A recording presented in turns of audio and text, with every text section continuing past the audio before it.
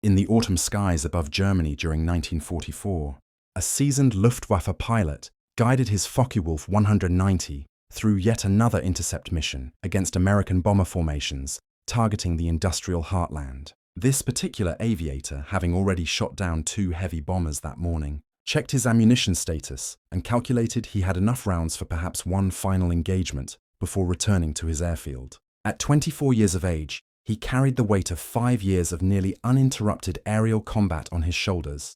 His record showed 204 confirmed enemy aircraft destroyed, a tally that spoke to both exceptional skill and remarkable fortune in surviving so long. Yet the exhaustion he felt transcended mere physical fatigue. It had become something deeper, a weariness that affected his reflexes, his decision-making processes, and even the mechanical way he maneuvered his aircraft through the sky. Every movement felt heavier than it should. Every decision took fractionally longer to make. As he positioned himself for an attack run on the bomber stream, he observed something that had become increasingly prevalent in recent months. The American fighter escorts, specifically the P-51 Mustang fighters, seemed to be everywhere at once. They no longer simply protected the bomber formations in a defensive posture. Instead, they aggressively sought out German interceptors, hunting them with methodical determination across wide areas of sky. What troubled him most was their consistent level of competence. These American pilots might not demonstrate the exceptional artistry that came from years of combat experience, but they showed a disturbing reliability in their basic skills and tactical awareness.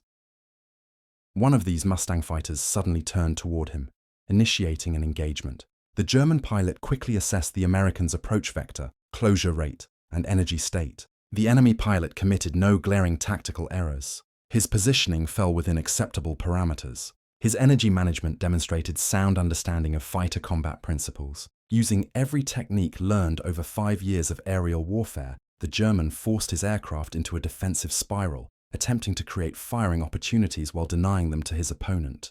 The American pilot maintained pursuit for several crucial seconds before breaking off the engagement, likely due to fuel or ammunition constraints rather than any tactical disadvantage.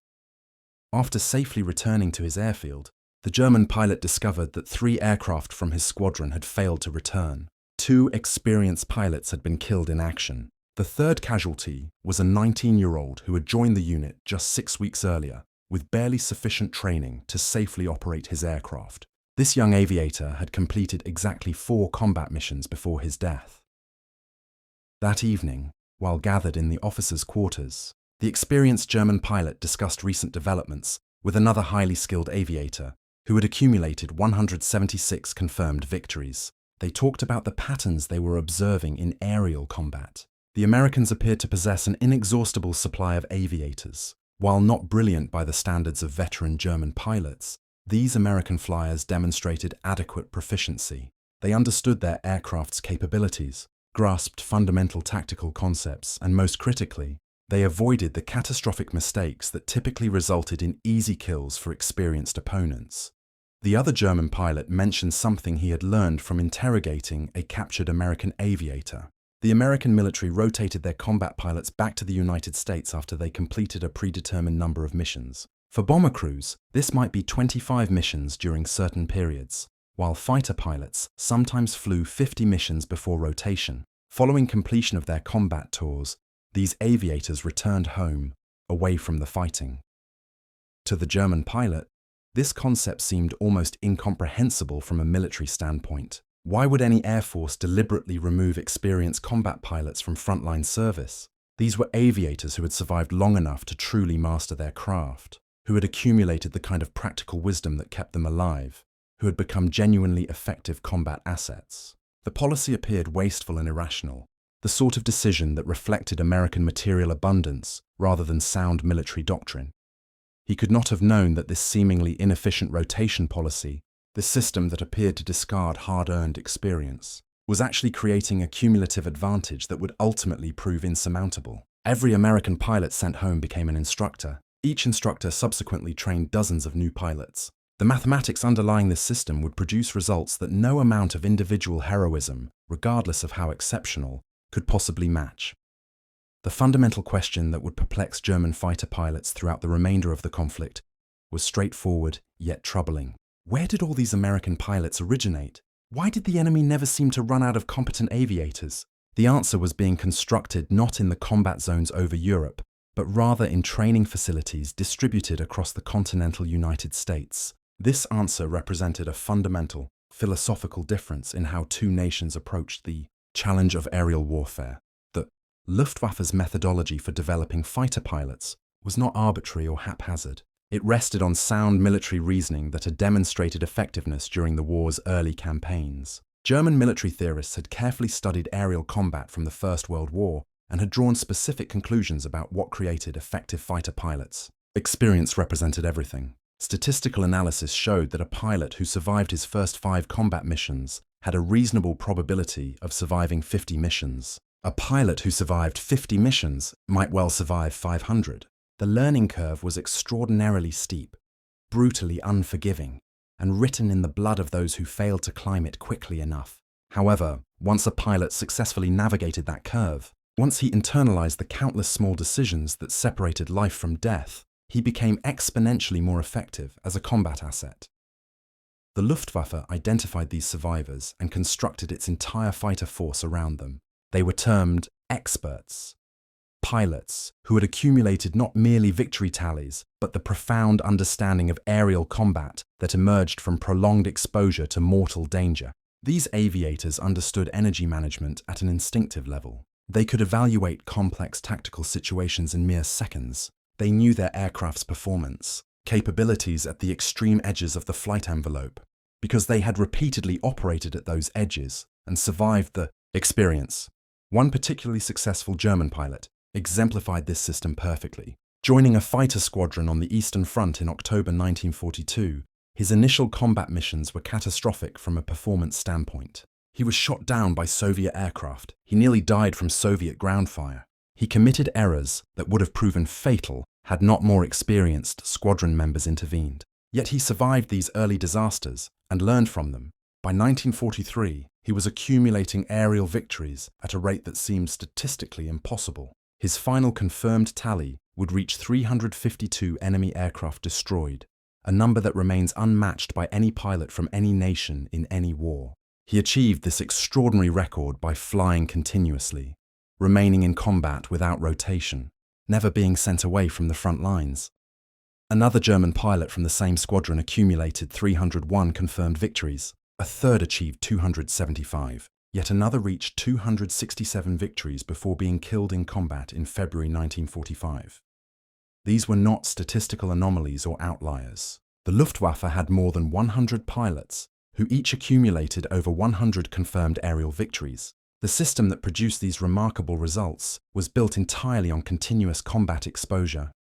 German fighter pilots flew missions until they were killed, severely wounded, or captured by enemy forces. No rotation policy existed. No fixed number of missions existed after which a pilot could expect to return home to safety. You flew combat missions until you physically could no longer do so. This approach created a force with highly concentrated expertise. The top performers were extraordinarily capable, able to accomplish missions that seemed impossible to less experienced aviators.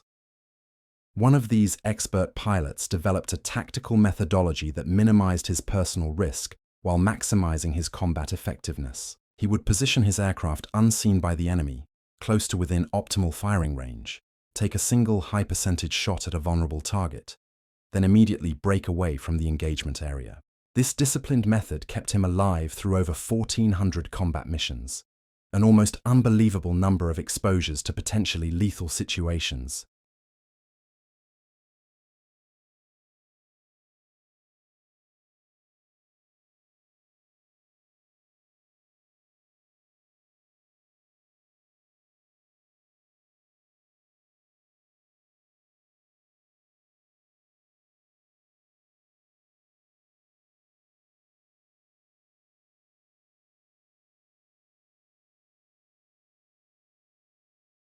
The Luftwaffe system reflected broader German military culture and the specific strategic constraints Germany faced as a continental power surrounded by potential adversaries. The Wehrmacht had traditionally emphasized quality over quantity across all its forces. German military theorists maintained that superior training, better equipment, and tactical excellence could overcome numerical disadvantages. This philosophy had deep historical roots in Prussian and German military tradition.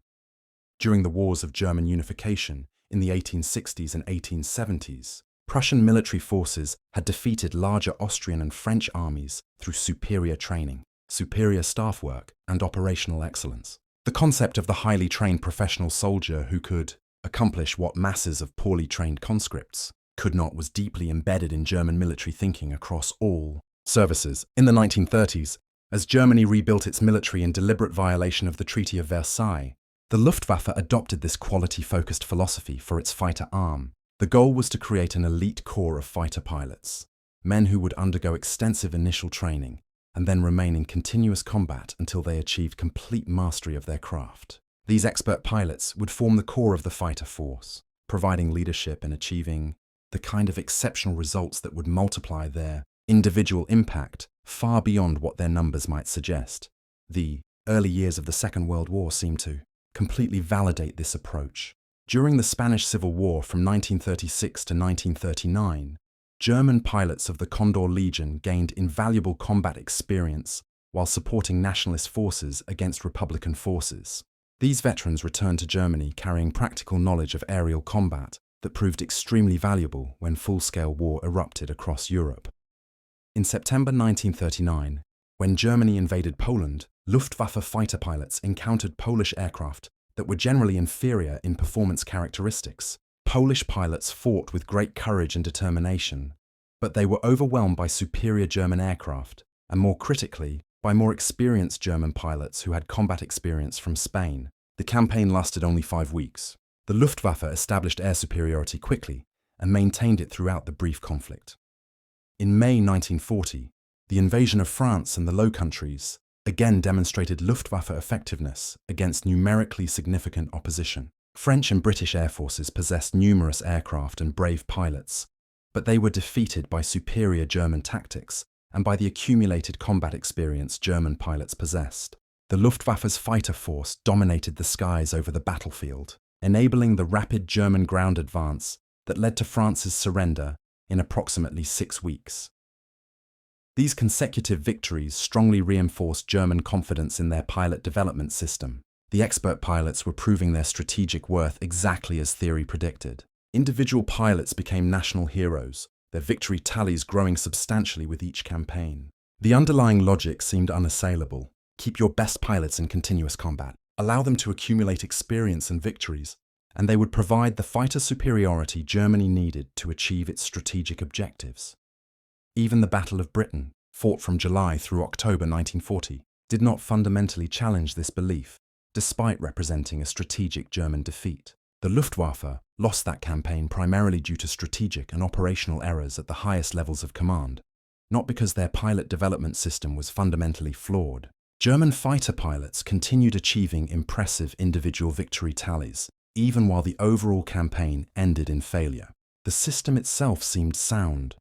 While German pilots flew combat missions until death or capture, the United States Army Air Forces implemented a fundamentally different system.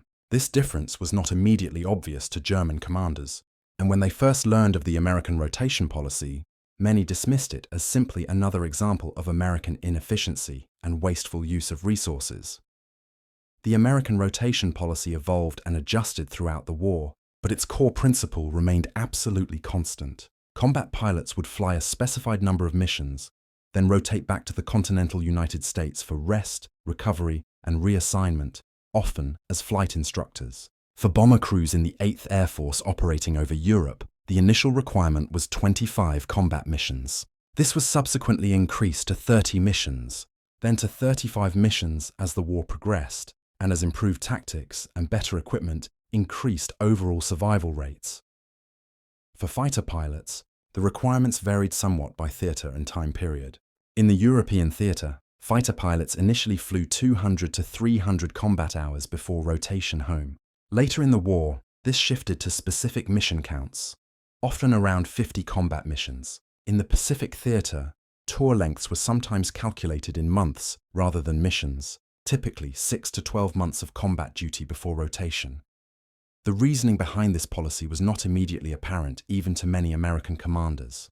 The commanding general of the Army Air Forces faced criticism from some quarters that the rotation policy was removing experienced pilots from combat precisely when they were becoming most effective as combat assets. Why send home a pilot who had survived long enough to truly master his craft? The answer lay in a broader, more sophisticated understanding of industrial warfare and organizational learning.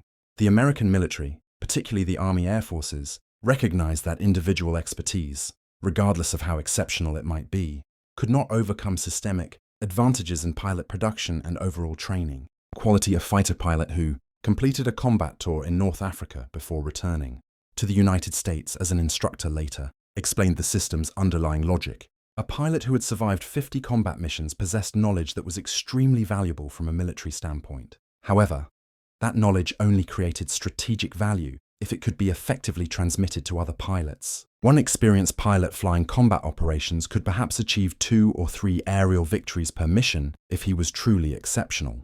That same pilot serving as an instructor for 6 months could train 50 new pilots, each of whom would be significantly more capable than they would have been without his instruction and guidance. The mathematics were genuinely compelling when examined objectively. 50 pilots, each even marginally more capable due to superior instruction, represented far more total combat power than one exceptional pilot, regardless of how skilled that individual might be. Furthermore, if each of those 50 pilots survived to complete their own combat tours and subsequently became instructors themselves, the multiplication effect became exponential rather than merely linear. The United States possessed the industrial capacity and geographic security necessary to implement this system on a massive scale.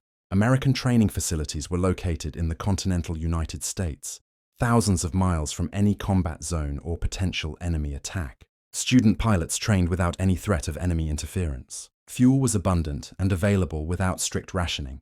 Aircraft were plentiful. If a student pilot damaged an aircraft during training, another aircraft was immediately available to continue the training program. The constraints that limited German training programs simply did not exist in the American context. The primary training facilities included installations that had been training aviators for decades before the war began. One facility in Florida had been training naval aviators since 1914. A major facility in Texas, often called the West Point of the Air, had opened in 1930 and became the primary training location for Army Air Forces pilots. Another facility in Texas began operations in 1941 and could train thousands of pilots simultaneously. Additional facilities in Arizona and dozens of other locations across the American South and Southwest produced pilots in numbers that would have seemed impossible to European observers, constrained by resource limitations.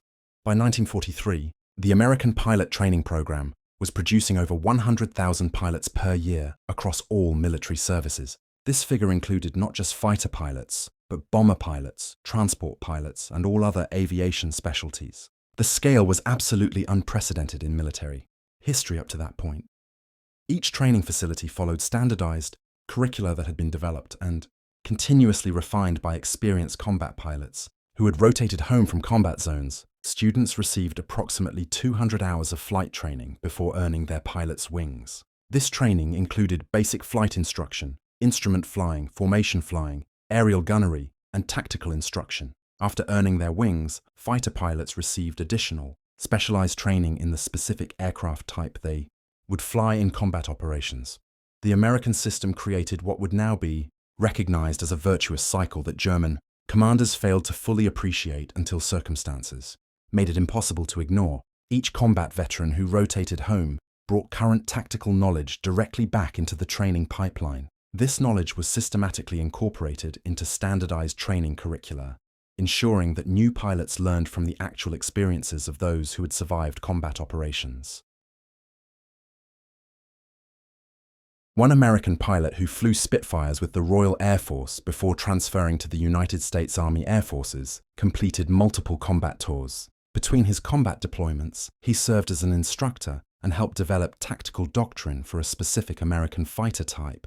The lessons he taught, derived directly from his combat experience, were learned by hundreds of student pilots. Those pilots carried that knowledge into their own combat operations, where it kept them alive long enough to gain their own experience. Some of those pilots would eventually become instructors themselves, passing along what they had learned. This process created what modern military analysts would describe as institutional learning. The American military was learning as an organization, not merely as a collection of individuals. Each combat veteran who returned home represented a data point in a growing knowledge base.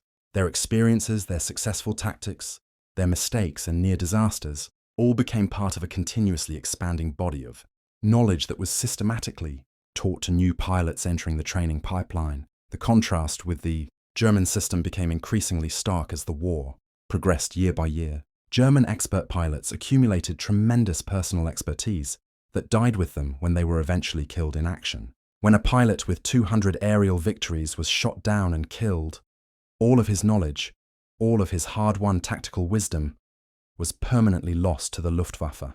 The German military had no systematic method for capturing and transmitting this invaluable knowledge to new pilots entering operational service. By 1944, German fighter pilot training had been severely curtailed due to chronic fuel shortages and the pressing need to commit available aircraft to combat operations rather than training activities. New German pilots arrived at operational units with as little as 160 hours of total flight time, including all of their basic training. They had minimal aerial gunnery training, limited formation flying experience, and virtually no tactical instruction whatsoever. They were sent directly into combat against Allied pilots who had received twice as much training time and who had been taught by combat veterans with extensive operational experience. The results were tragically predictable. New German pilots were shot down at appalling rates that shocked even experienced commanders. On the Eastern Front, a new pilot's life expectancy was literally measured in individual missions rather than months of service. In the West, facing American and British pilots with superior training and overwhelming numerical superiority, survival rates were even lower. German ace pilots increasingly found themselves flying with wingmen who were dangerous liabilities rather than tactical assets. These inexperienced pilots required constant protection and supervision rather than providing mutual support in combat. One experienced German pilot, returning from a combat mission in November 1944, discovered that his assigned wingman, a 19-year-old with less than 200 total flight hours, had become separated from the formation and had not returned to base. The young pilot's aircraft was eventually found crashed 30 miles from the combat zone. Investigators determined that he had simply become disoriented during the mission and had run out of fuel while trying to find his way back to base. He had been killed by his own inexperience and inadequate training, not by direct enemy action. This pattern repeated itself thousands upon thousands of times across all fronts. The Luftwaffe was steadily bleeding experienced pilots who could not possibly be replaced at anything approaching the rate of loss. Each casualty represented not just a single pilot lost, but the complete elimination of years of accumulated knowledge and tactical wisdom. Meanwhile, the Americans were creating experienced pilots faster than they were losing them to combat attrition. The American advantage was not purely numerical, though sheer numbers mattered enormously in modern industrial warfare. The advantage was also qualitative in nature. By late 1944, the average American fighter pilot arriving in the European theater for his first combat tour had objectively better training than the average German fighter pilot he would face in combat. The American pilot had been trained by combat veterans who knew exactly what skills would be needed in actual combat. He had received extensive aerial gunnery training with adequate ammunition expenditure. He had practiced formation flying for hundreds of hours. He understood his aircraft thoroughly because he had flown it extensively during training. The German pilot arriving at an operational unit, by direct contrast, had received minimal training due to severe resource constraints. He had very little gunnery training because ammunition was strictly rationed. He had limited total flight time because fuel allocations for training had been repeatedly cut. He arrived at his operational unit as a distinct liability, someone who needed to be actively protected and taught by the few remaining experienced pilots who were themselves utterly exhausted from months or years of continuous combat operations. The raw numbers told a story that no amount of individual heroism could possibly overcome. In 1943, the United States graduated over 65,000 pilots from its various training programs across all services. Germany graduated approximately 15,000 pilots that same year. By 1944, as German resources became more constrained while American production simultaneously increased, the disparity grew even wider. American training facilities operated at scales that were genuinely difficult for European observers to comprehend, given their own resource limitations. At one naval facility alone, more than 35,000 pilots received training between 1941 and 1945. The facility covered over 2,000 acres and included multiple auxiliary airfields for different phases of training. At peak operation, it had over 700 aircraft assigned exclusively for training purposes. One civilian contract school in Arizona, operated under military supervision, graduated more than 10,000 pilots during the war years. Another facility, also in Arizona, trained more than 12,000 pilots. These were merely individual facilities among dozens. The United States operated dozens of such training bases, each one producing hundreds or thousands of pilots annually. The industrial support infrastructure for this massive training program was equally impressive. The United States produced over 300,000 aircraft during the Second World War. A significant portion of these were training aircraft that existed solely to train pilots, never seeing combat operations. One basic trainer type saw more than 11,000 examples produced. An advanced trainer had more than 15,000 examples built for American and Allied use. These aircraft represented an enormous investment in human capital development that Germany could not possibly match given its strategic situation and resource constraints. German training programs suffered from exactly the opposite problem. As the war progressed and Germany's overall strategic situation deteriorated, fuel allocations for training purposes were cut repeatedly and drastically. By 1944, German training units received barely enough fuel to provide students with minimal flying hours to simply learn basic aircraft control. Advanced training, the specialized instruction that taught tactical skills and combat techniques, was largely eliminated entirely. New pilots were expected to learn these critical skills at operational units in the field, if they managed to survive long enough to learn them. The survival statistics reflected this enormous disparity in training quality and quantity. In 1944, a new American fighter pilot arriving in Europe for his first combat tour had approximately a 70% chance of surviving long enough to complete that tour and rotate back home. A new German fighter pilot arriving at an operational unit that same year had less than a 30% chance of surviving just 3 months.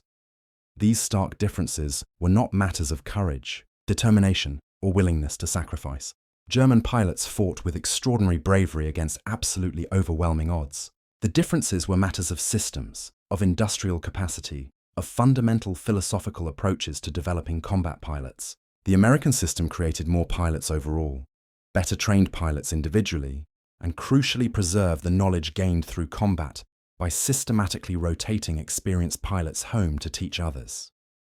One supremely successful German pilot, still flying combat operations in early 1945 with 352 confirmed aerial victories, found himself leading formations that included multiple new pilots with less than 50 hours of experience in the aircraft type they were flying. He had to devote most of his attention and energy to keeping these inexperienced pilots alive, which severely limited his own effectiveness as a combat pilot. After one particularly difficult mission, he wrote in his personal diary that he felt less like a fighter pilot and more like a flight instructor conducting training exercises under actual combat conditions.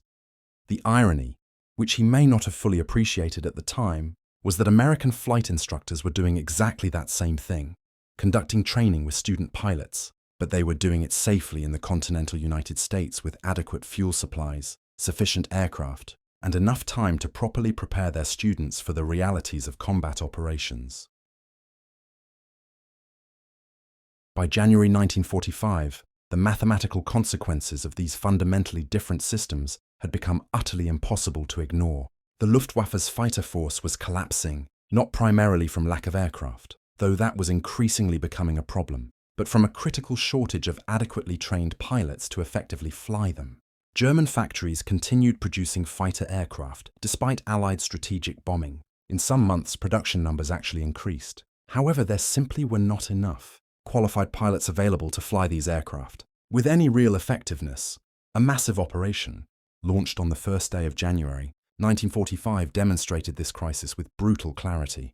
The operation was an enormous strike against Allied airfields in Belgium, Holland, and France, involving over 900 Luftwaffe aircraft. It represented one of the largest single-day commitments of German air power in the entire war. The strategic goal was to destroy Allied aircraft on the ground, particularly the tactical fighters that were providing close support to Allied ground forces. The attack achieved some immediate tactical success. Nearly 300 Allied aircraft were destroyed or damaged while on the ground. Several airfields were temporarily rendered inoperative. However, the cost to the Luftwaffe was absolutely catastrophic and strategically disastrous. More than 270 German aircraft were lost in the operation. Most critically, more than 230 German pilots were killed or captured. These were not simply any pilots. Many were experienced formation leaders, men with hundreds of missions and dozens of victories, men whose loss could not possibly be replaced. One experienced German pilot survived this massive operation, but he lost 4 pilots from his unit. 2 were killed in action. 2 were captured after being shot down over Allied-controlled territory. One of the dead pilots had accumulated 96 confirmed victories. His knowledge, his tactical expertise, his years of combat experience, all died permanently with him. The Luftwaffe possessed no system whatsoever to preserve what he had learned. No mechanism to pass his hard-won wisdom to the next generation of pilots entering operational service. The Americans, by direct contrast, could absorb losses that would have been absolutely crippling to Germany's pilot force. When an experienced American pilot was shot down and killed, his knowledge was not lost because he had already transmitted it to others before deploying to combat. Before his combat deployment, he had been trained by instructors who were themselves combat veterans. When he completed his tour and rotated home, he would have become an instructor himself, teaching new pilots the lessons he had learned through his own experiences. Even his eventual death represented the loss of one experienced pilot, not the permanent loss of all the accumulated knowledge he possessed. After this massive operation, the Luftwaffe never recovered its effectiveness. Fuel shortages became progressively more severe as Allied ground advances cut Germany off from oil supplies in Romania and as synthetic fuel production plants were systematically destroyed by strategic bombing. The few remaining experienced pilots flew progressively fewer missions because fuel simply was not available for operations. New pilots continued arriving with training that was barely adequate for them to safely take off and land, much less engage in effective combat against experienced opponents. In February 1945, the commander of a jet fighter unit equipped with the revolutionary new jet fighter wrote extensively in his diary about the deteriorating situation. He personally had 176 confirmed victories and was an extremely experienced combat leader. However, he was leading a unit where most of his pilots had never flown a jet aircraft before being assigned to his squadron. They were learning to fly revolutionary new technology while simultaneously trying to learn combat tactics against an enemy that possessed overwhelming numerical superiority. The jet fighter itself was a truly remarkable aircraft. The world's first operational jet fighter, capable of speeds exceeding 540 miles per hour. It was significantly faster than any Allied fighter aircraft. Its heavy cannon armament could destroy a bomber with a single accurate burst. However, it was also extremely difficult to fly, required very long runways for operations, and was highly maintenance intensive. Assigning such an advanced and demanding aircraft to pilots with minimal training was effectively asking for disaster. On March 18, 1945, this highly experienced German commander was himself severely burned when his jet fighter crashed during takeoff. The accident was caused by a mechanical tire failure, but the commander later reflected that extreme fatigue from months of continuous operations had significantly slowed his reactions. An experienced pilot in optimal physical and mental condition might have been able to save the aircraft. He survived his injuries, but his combat flying career was permanently over. Yet another highly experienced pilot had been removed from combat, his accumulated knowledge no longer available to the Luftwaffe. While Germany's pilot force collapsed, the American system continued producing dividends that extended far beyond the immediate combat situation. The pilots who rotated home after completing their combat tours did not simply become instructors and then disappear from history. Many of them became the foundational leadership of American military aviation for decades following the war's conclusion. One pilot completed his first combat tour in Europe with 28 confirmed aerial victories, making him one of the top American ace pilots. He rotated home, served a period as an instructor, then returned for a second combat tour. After the war ended, he remained in the newly independent United States Air Force. During the Korean War, he flew jet fighters and achieved 6.5 additional victories, making him one of only 7 American pilots to achieve ace status in 2 separate wars. He eventually retired at a senior rank in 1967, having served as a senior officer and passed on his accumulated knowledge through multiple generations of pilots. Another successful pilot completed a combat tour in Europe with 27 confirmed victories. He rotated home, served briefly as a test pilot and instructor, then left active military service after the war ended. However, his knowledge and experience continued to influence American aviation development. He wrote extensively about air combat tactics, consulted for the Air Force on tactical matters, and helped train new generations of fighter pilots through his published writings and lectures. His book, published more than a decade after the war, became required reading at Air Force, training facilities, and influenced tactical development for years. 1. Pilot who achieved 38 confirmed victories. In the Pacific Theater was tragically killed in action in January 1945 during what would have been his final combat tour before rotation home. However, before his death, he had already contributed substantially to the training program.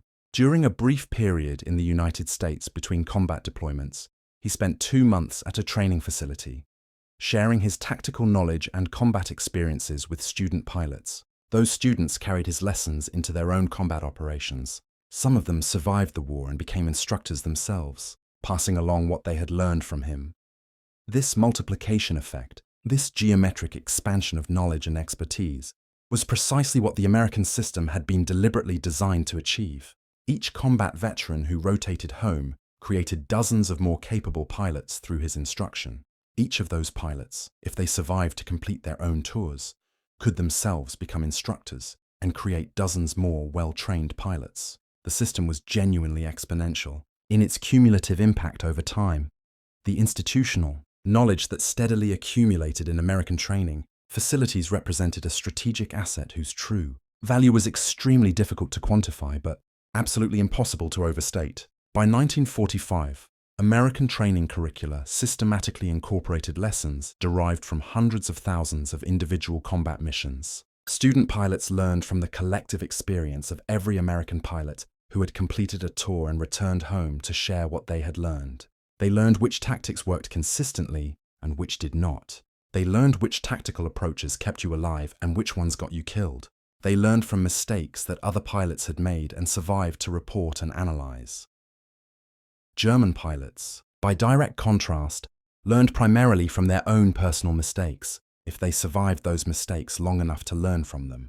New German pilots arrived at operational field units with minimal training and absolutely no exposure to the accumulated knowledge of combat veterans, because those veterans were still flying combat missions, exhausted and increasingly desperate until they were finally killed or the war ended.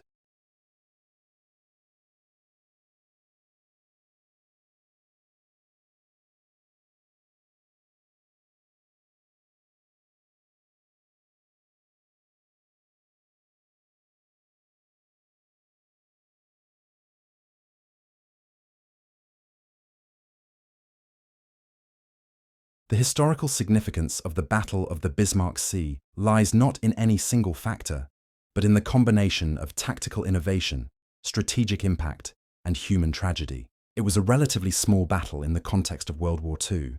Thousands died rather than hundreds of thousands. It was over in days rather than months, but it illustrated fundamental principles about modern warfare that remained relevant long after the specific battle was forgotten by general publics. It showed that technological and tactical innovation could overcome numerical advantage. The Japanese had strong defensive forces but were defeated by an attack method they had not anticipated. It demonstrated that air superiority was decisive in naval warfare. The side that controlled the air controlled the seas beneath. It revealed that material advantage ultimately determines outcomes in industrial warfare. Japan could not replace losses as quickly as the Allies could produce new weapons. Most importantly, it illustrated that war's strategic necessities often produce human tragedies. The men who died in the Bismarck Sea were not evil. They were soldiers following orders, trying to do their duty, hoping to survive. They were killed not because they failed as individuals, but because their nation's strategic position was untenable. They were brave men in a doomed convoy, victims of decisions made far from the battlefield by commanders who miscalculated the balance of forces. The Allied pilots who attacked them were also not motivated by hatred or cruelty. They were doing their jobs, following orders, trying to win a war. Some undoubtedly felt satisfaction at destroying enemy forces. Others felt the moral weight of what they were doing. All recognized the necessity. In total, war between industrial nations, killing thousands of enemy soldiers by sinking their transports, was simply what victory required. This moral complexity makes the Battle of the Bismarck Sea difficult to process emotionally, even 80 years later. We can recognize it as a military victory without celebrating the deaths of thousands. We can acknowledge tactical brilliance while understanding the horror of those deaths. We can study the strategic impact while remembering the individual tragedies. History requires holding all these perspectives simultaneously, recognizing that war produces both military achievements and human catastrophes, often in the same event. The battle ended on March 5, 1943. The surviving destroyers returned to Rabaul carrying rescued men. Allied aircraft returned to their bases. The waters of the Bismarck Sea returned to their normal state. The evidence of battle slowly sinking or dispersing. Within days, both sides were planning their next operations. The war continued, but for those who were there, the memory of those days remained forever.